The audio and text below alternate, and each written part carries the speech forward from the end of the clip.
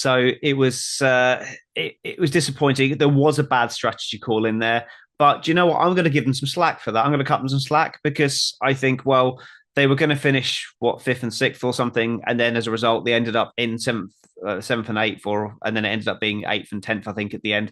But I think it's cost them a couple of points, but it could have won them the race. There was if when Bortoleto and Lawson crashed out, if that had happened 10 seconds later, we could have a red flag, and then all of a sudden Hamilton's in the lead of the race on fresh tyres.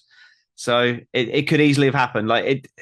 You never know these things. If you don't do something different, you're just going to end up at the back. And another thing we're probably going to come on to later, Haas tried to do something different and then backed out of it. What's the point? You've just ruined your race for the sake of it. At least they tried it, but it was obvious it wasn't. It was obvious it wasn't going to work. So then they just said, "Well, okay, we're still going to get some points. It's not working. Let's just can it now and then and bank the points." So I kind of respect that in a way. Again, with the Haas one, like they weren't going to get points anyway. The only way the Haas would have got points would have been if they'd have put a different car on the top or something, or just or somehow managed to not do a pit stop. That's the only way they would have been able to get any points in that race. So yeah, I don't think they're in trouble. I think they're just not exactly where they thought they were. I think it will bounce around quite a bit. I think China will be better for them. I think Japan will be better for them. And then Bahrain, we kind of know where they're at already.